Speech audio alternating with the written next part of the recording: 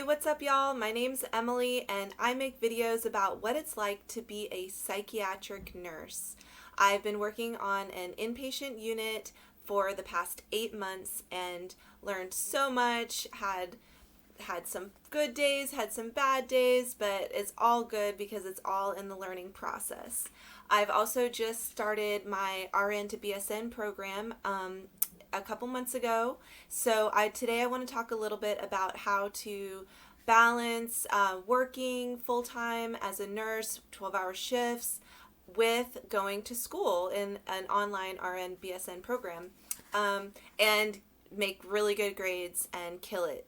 So just a few tips that I do to make sure that I'm successful, I'd like to share with you right now. And some of these are definitely time proven and you probably already heard them, but I just really want to reiterate how important time management is, goal setting, having accountability practices that will help you stay focused to do well in school while you're working full-time as a nurse. So first off, a huge help to me has been to organize for the semester ahead. That includes getting rid of things from the last semester that you no longer need. Just that process of clearing out, it really sets the tone to be able to be focused and organized well for the new semester. So when you get that syllabus, read through it, kind of get a mental image of like what weeks you have things due for the whole semester. You might even put it on your calendar. You might even schedule your life around this so that maybe on the week where you have more heavily assignments due, you don't also schedule those like social things, but you can schedule the social things when you have less assignments due. Also, it's really important to reward yourself. I would use this opportunity while you're getting a bird's eye view of the semester to build in rewards for yourself. Maybe the day after your exam, you might schedule a massage or lunch with a friend, or, just block off the day. You don't even have to decide ahead of time, but just block off the day for self-care, whatever that might be if you want to be more spontaneous about it.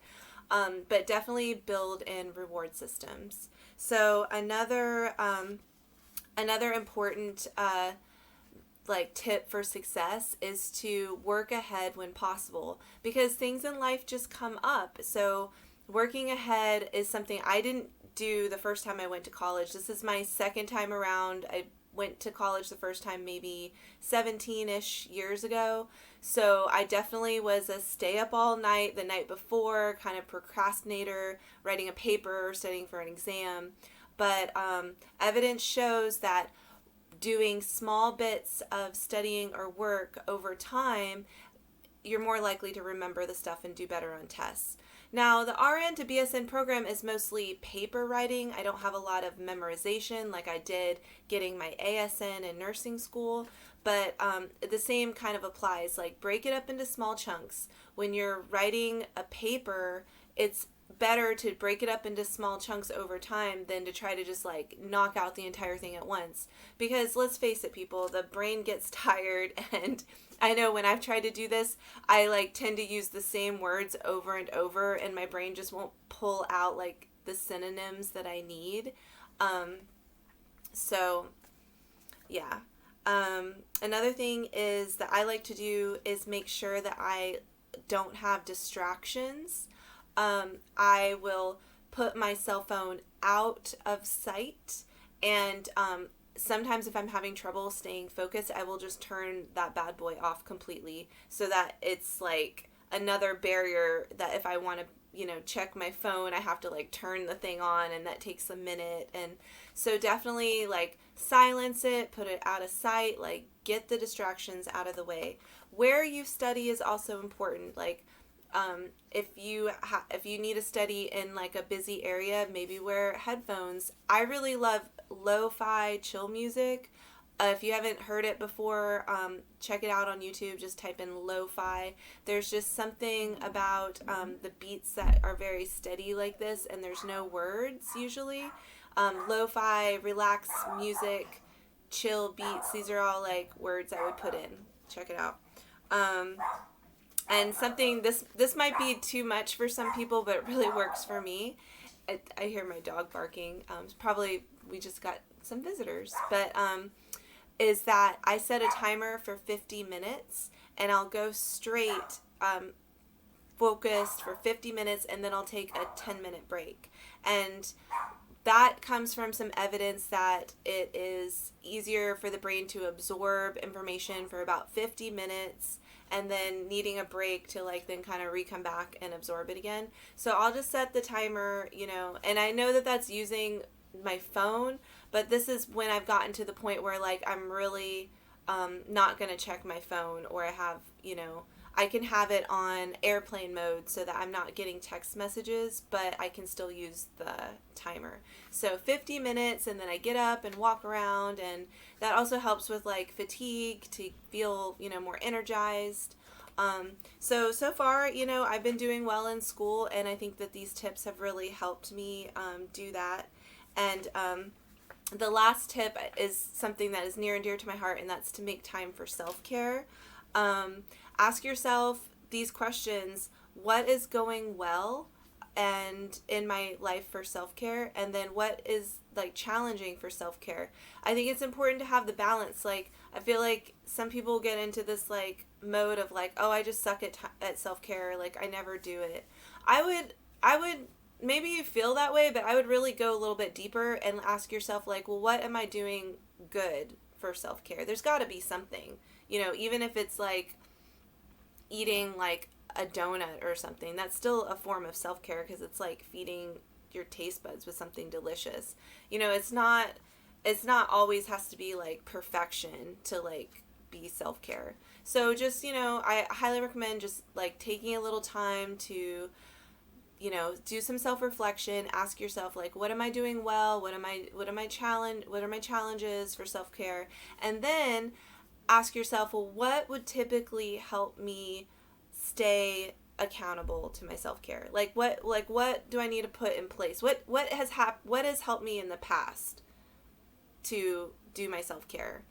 For me, an accountability buddy has been the number one thing to help me, because that's just me. There's just other things. Some people might, put it on their calendar or, schedule it. But for me, having an accountability buddy that I can check in with, and, encourage, and by encouraging others, like I feel like I encourage myself, or, just verbally telling somebody what my goal is for school that week. It just feels like I have more accountability because I've like voiced it out loud to somebody. So these are all important things. If you don't have an accountability buddy, reach out to be that for somebody else. Offer yourself as an accountability buddy to other people and see what happens. That might be a good way to bring more of that in your life. So thank you for watching my video. If you are in school, like it is my keep going, keep doing it, try to balance it with your self-care and your home life, and you got this. Like, remember why you are doing it in the first place. Like, there had been some desire in you for some kind of betterment or change in your life, and that's what sparked you to go to school in the first place. So I am going to end with a little reading from this card that I sent myself back in January, and it arrived a couple weeks ago. This is another practice that might be helpful to write yourself some encouragement. Like, if you know that you're starting to feel burnout in school, write yourself an encouragement letter. You could give it to somebody and ask them to mail it to you, like later on down the road. This was mailed to me by somebody in a class that I took, and it was part of the class to write ourselves a letter, and they mailed it to me 9 months after I wrote it, and I wrote this before I started my first job as a nurse, and I thought that there was some points in here that were really special. One of them says, let me remind you that you are still relatively inexperienced, so continue to be kind and gentle to yourself. That is so important. I started taking a full team of patients about 2 or 3 months ago, And doing that, I have had times of feeling like I don't know things. I feeling really self-critical, like I should be doing a better job. I shouldn't be asking as many questions as I'm asking, like just all kinds of negative stuff. So it was really sweet of me to remind myself to be kind and gentle. So if this sounds like you, I'm also here to remind you, be kind and gentle. Whatever new project or change or new habit you're trying to establish, like be kind and gentle with yourself, please. And if you need to write yourself a note to, be mailed by somebody to you later, like do that to help remind you. Another thing I wrote is I hope you made some good teammates at work. It takes a good teammate to have them. And congratulations on having them congratulations on making it this far. And yes, I just want to take a moment to just appreciate where I landed. I have a great group of nurses that I work with, and I feel very supported. And I feel like that's true. It takes a good teammate to be one, and I feel like I try to give as much as I can back. Being the newbie, it's sometimes hard to feel like I am in the position or have the knowledge or experience to give back, but I do in little ways when I can, such as like being present or, just like trying to uplift people or, helping coordinate like a birthday party celebration, just things that I can do, trying to be a good teammate.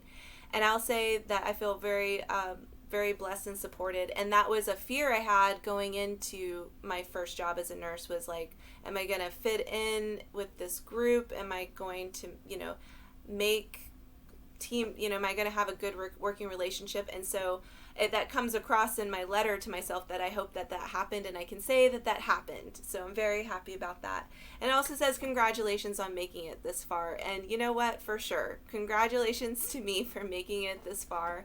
And I hope that anybody who is, thinking about going into nursing or wanting to just like make changes or in their lives, also, just can take the time to congratulate themselves when they have little wins like this. Like, I've been doing it 8 months, and I feel really proud of myself for, making it this far.